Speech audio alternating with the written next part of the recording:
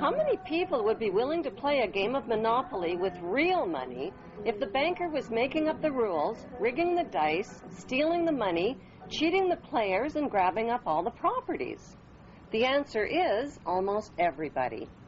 The truth is that only 1% of the world's population of over 6 billion people is controlling the other 99%. That 1% owns the world's banks and most of the world's wealth, land, and resources. So why is everybody passively cooperating with this madness? Because the wealthy 1% who write the rules have taught the other 99% to obey them and to feel powerless to change things. When people feel powerless, they cling to passive attitudes, like ignorance is bliss, things aren't that bad, or let God take care of everything. Before choosing a passive attitude, remember that the only thing necessary for the triumph of evil is for good people to do nothing. Despite all the red flags, many people deny that a problem even exists. It does exist, and the good news is there are solutions. The solutions lie in knowing what the three biggest fears of the world's ruling families are. The first biggest fear is exposure.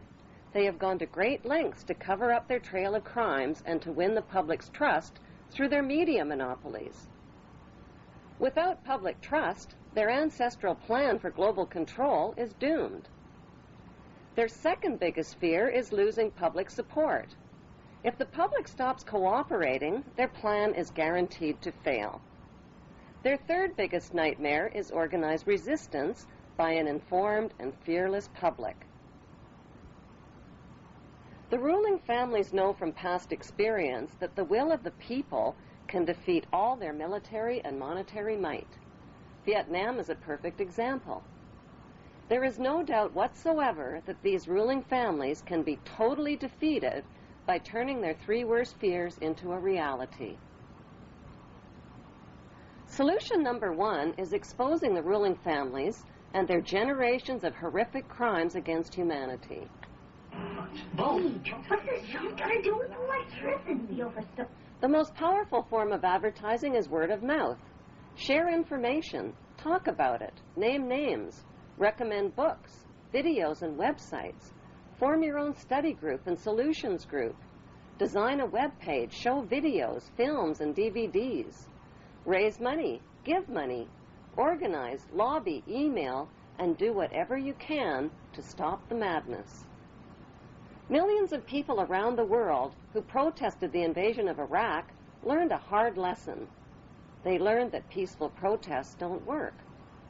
Since the Committee of 300 Families created think tanks to mastermind a plan for global control, citizens must also create think tanks to mastermind a plan to stop them. Learn who the past and present members of the Committee of 300 are. At the top of the list are the royal families of Britain and Denmark, the international banking families, and the affiliated political families. Find time to research and read about the Committee of 300. Dig beneath the hype and propaganda, connect the dots, and share your information.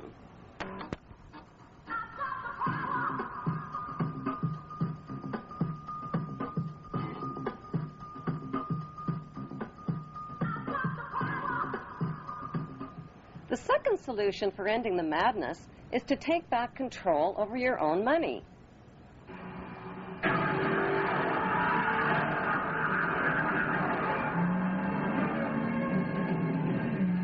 Sweet. Right now, your money is in the hands of the ruling families who own all of the world's banks, including the privatized central banks. How did they get to be so powerful? It started with the very first banks. In the beginning, banks were a safe place for people to store their gold. When the bankers discovered that people left most of their gold in the bank for safekeeping, they started lending out the gold that didn't belong to them and charging interest on it.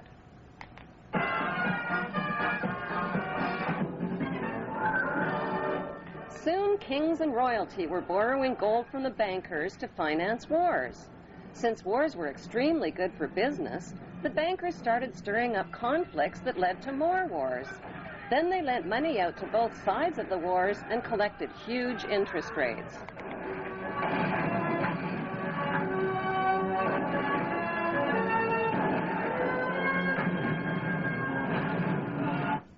Eventually, the bankers got so rich that they built banks all over the world. They made millions in interest just by loaning out other people's money that didn't belong to them. They bought mansions and fancy clothes and hosted extravagant parties. The royal families of Europe became the banksters' biggest customers and rewarded them with high society titles like Lord and Baron and Sir. Using their money and royal influence, the banksters changed the laws of nations so they could put the world's central banks, mints, and money supply into private hands, their private hands. Out of every $1,000 that each of their customers deposited in their banks, they kept only $100 on hand. They took the rest of their customers' money and made loans with it, invested it, and started up other businesses, like the steel business to create rails for their railway companies, to transport oil for their oil companies. Pretty soon, the banksters' new businesses grew into giant corporations. Those giant corporations turned the world's oceans, lakes, rivers, air, and soil into corporate toilets.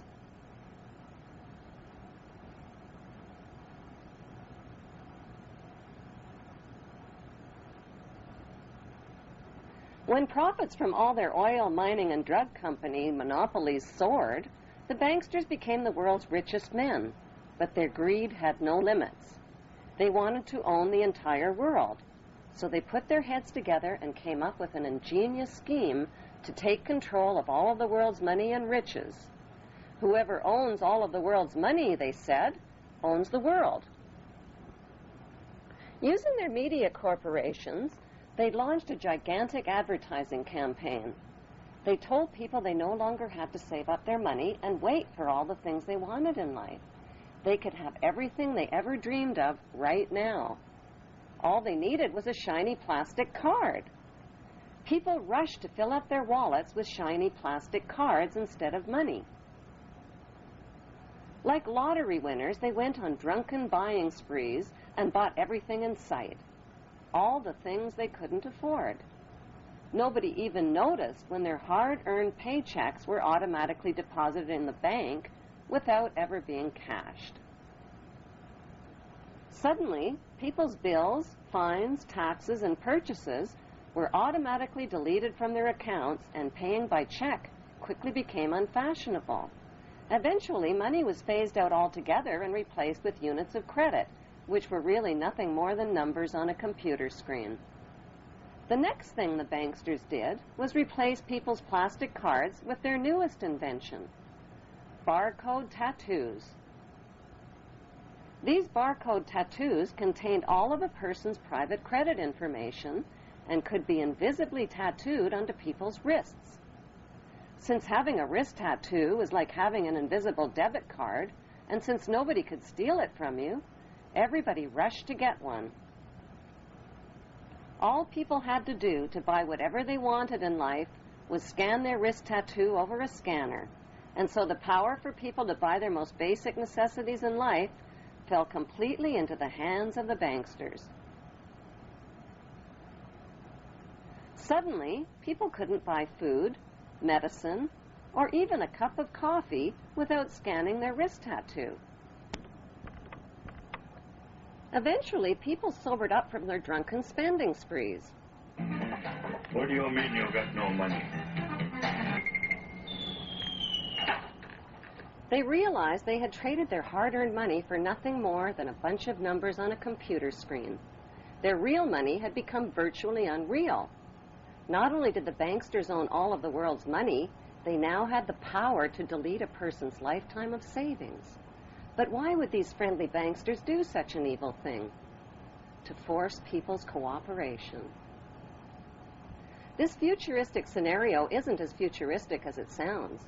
Invisible wrist tattoos with all of a person's credit information have already been developed.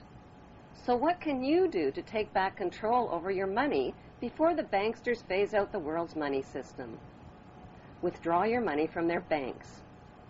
By putting your money in their banks, you are enriching and empowering them with control over your money and eventually over your life. Cut up your credit and debit cards. Pay only with cash or money order or certified check. What are you doing? People are under the illusion that their money is safe in the bank and that the banksters are honest. The truth is, the money you put in their banks isn't really there.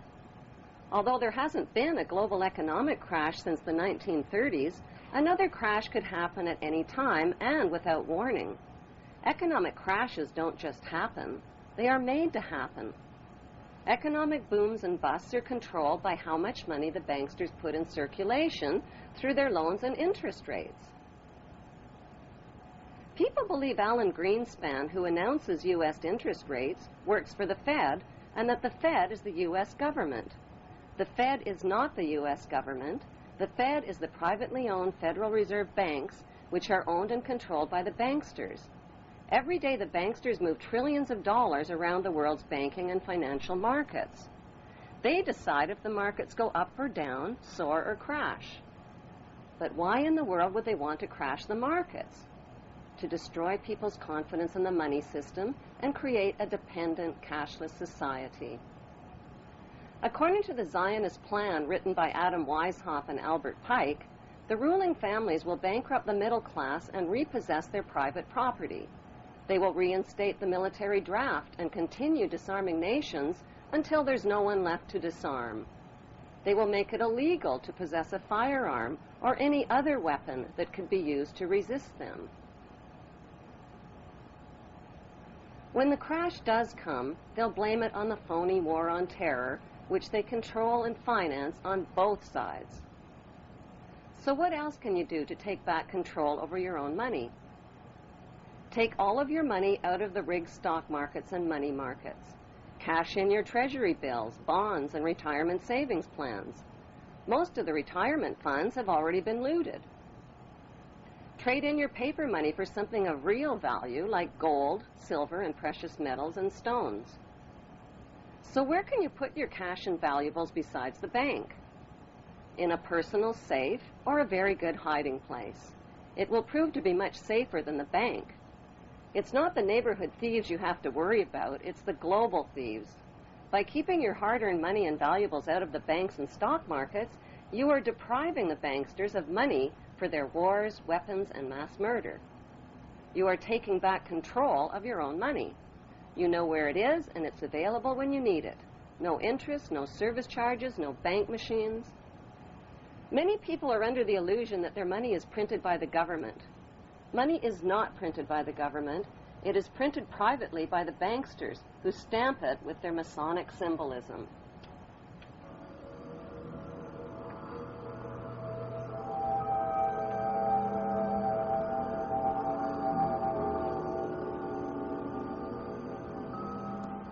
Some community groups are creating their own system of money and buying and selling services and goods from each other tax-free. Monopoly money works great. So do IOUs and the barter system. When the crash does come, the markets and all of the banks will be closed for business. If and when they reopen again, your investments will be worth next to nothing, and your paper money will get you only 10 cents on the dollar. Day tumbling right from the opening bell. The Dow Jones Industrial plunging more than 650 points. If you think you own your car, your house, or other credit purchases, an economic crash will remind you of who the real owners are. Most people believe that their hard-earned tax money pays for things like roads, bridges, schools, and other public services. The truth is that every penny of your tax dollars pays for your nation's national debt to the banksters. The banksters then loan your hard-earned tax money back to your government and charge interest on it for your basic public services. Before the bombing and theft of the country of Iraq, every citizen in America owed the banksters $70,000 per citizen.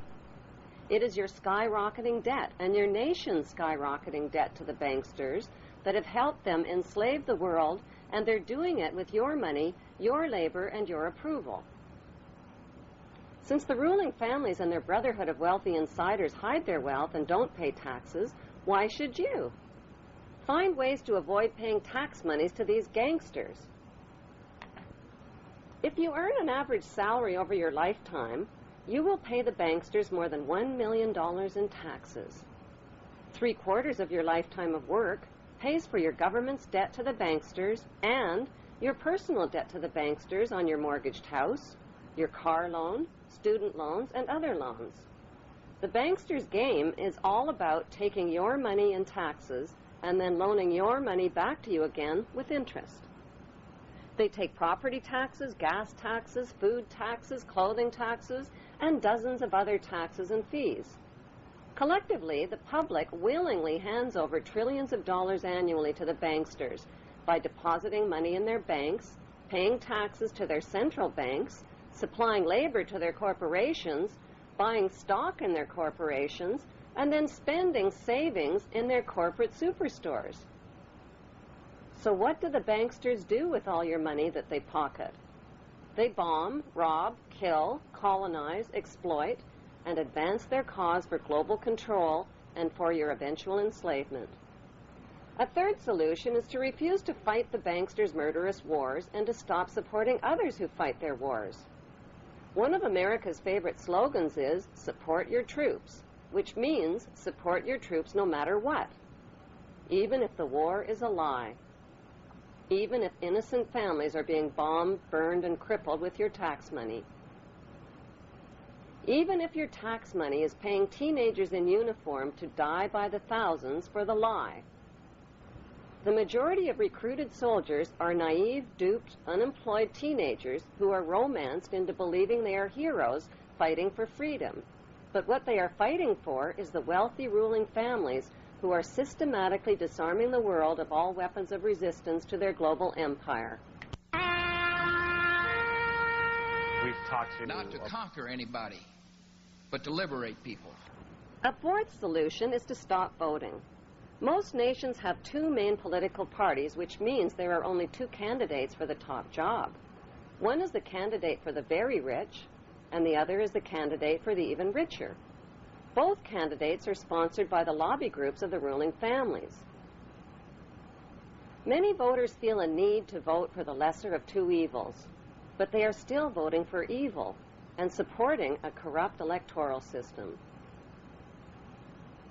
Both John Kerry and George Bush are members of Yale University's Skull and Bones Secret Brotherhood, which is rooted in German Freemasonry.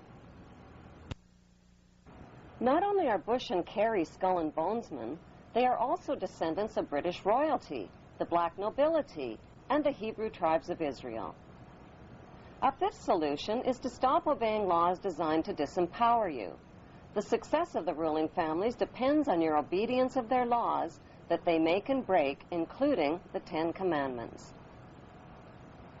A sixth solution is to buy small and think big. Stop shopping at corporate superstores like Walmart or corporate grocery chains which are owned by the ruling families and their affiliates. Buy from small businesses and farmers markets.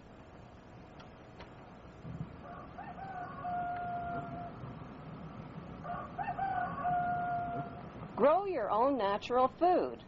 The banksters have been genetically modifying and patenting the food you eat, the seeds you need for growing food, as well as animal DNA. Corporate farming that supplies meat to corporate grocery stores subjects animals to painful, inhumane crowding, filth, cruelty, and abuse. A seventh solution is to stop donating to charities. Most of it pays administration fees. The ruling families have set up big charities and foundations to create a friendly, charitable image of themselves and to cover up their real agenda. Big charities serve as a hiding place to launder dirty money from the drugs and weapons trade.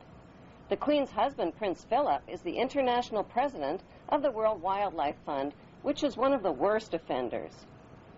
An eighth solution is to stop identifying with a flag or a national anthem. Refuse to sing praises to America's bombs bursting in air, or to Britain's gracious and noble Queen, who is neither gracious or noble.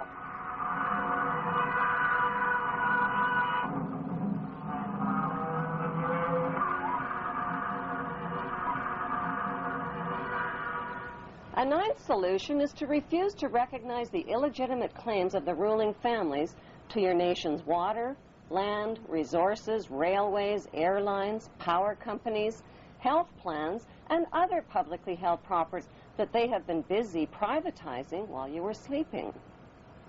The ruling families have been stealing your nation's land and resources through corporate privatization, which means they've been buying up your nation's publicly owned property.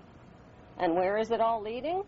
To an eternal world empire in which the power of these ruling families can never be challenged, and the earth and all living things will be helplessly at their mercy.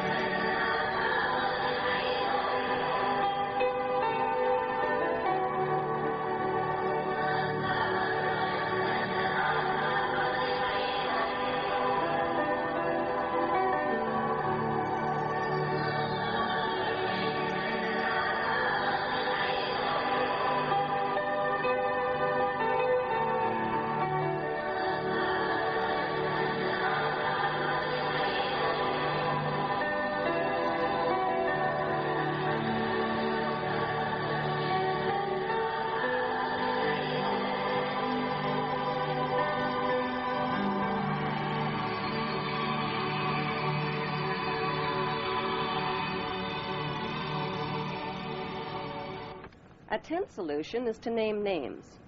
Focus the blame where it belongs, on the ruling families, not on their faceless corporations.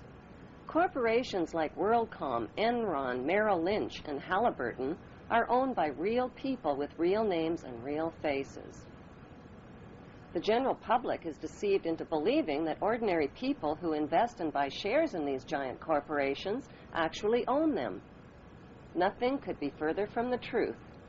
The only shares that really matter are the Class A shares, all of which are owned by the ruling families. Their hand-picked lackeys who sit in for them as company directors get shuffled around like packs of slippery cards. The 11th solution is to reject the propaganda that keeps you passive. Bible believers are taught that an apocalypse and the reign of a satanic world ruler are inevitable because the Bible says so. Don't protest, don't resist, be passive. These messages are repeated over and over again to millions of Bible believers worldwide. Since the ruling families view religion as the opiate of the masses, they provide funding for organized religion worldwide. Christians, Muslims, and Jews have been tricked into praising their god Amen at the end of every prayer. A 12th solution is to arrest the Committee of 300 ruling families for their horrific past and present crimes against humanity. Those crimes include genocidal mass murder using America's atomic and chemical weapons of mass destruction on Japanese and Vietnamese families. Hundreds of thousands of innocent human beings were burned, deformed, and vaporized with taxpayers' money. The ruling family's crimes also include espionage, drug trafficking, extinction of species through environmental rape and pollution, extreme degradation, humiliation, cruelty, and torture, blackmail, bribery, conspiracy, slavery, racism and mass slaughter, ethnic cleansing. Their crimes include terrorism and the planning and cover-up of 9/11.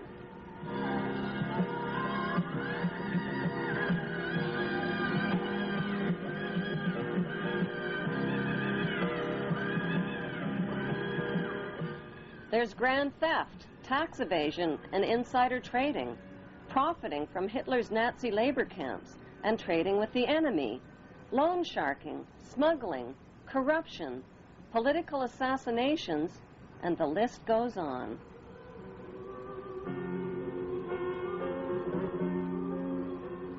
The committee of 300 inbred families are clever, ruthless, and morally insane. Since they control the military, the weaponry, and the world's wealth, who's going to arrest them for their horrific crimes, and how? The world's citizens must gather together in large numbers and make a citizen's arrest of each of these 300 families. Anarchy, let him go, fight his own war, let him impress daddy that way.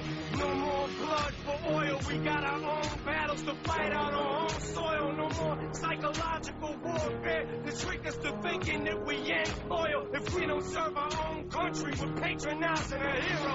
Look in his eyes, it's all lies. The stars and stripes, they've been swiped, washed out and wiped, and replaced with his own face. Mars now or die. If I get sniped tonight, you'll know why. As I told you to fight, come along, follow me as I lead through the darkness. As I provide just enough spark that we need to proceed. Carry on, give me hope, give me strength. Come with me, and I won't steer you wrong. Put your faith and your trust as I guide us through the fog to the light. At the end of the tunnel, we gon' fight, we gon' charge, we gon' storm, we gon' march through the smog, we gon' march through the Mars, take us right. The 13th solution is to get past your fears and take action. Fear is paralyzing, and the ruling families know this. They use their media monopolies to fearmonger, terrorize, and paralyze the masses. You are either with us or you are with the terrorists, which really means if you are with us, you are with the terrorists. If 300 insane families can figure out how to steal the world's power and wealth and enslave the masses under one world empire, then 300 sane families can figure out how to stop them.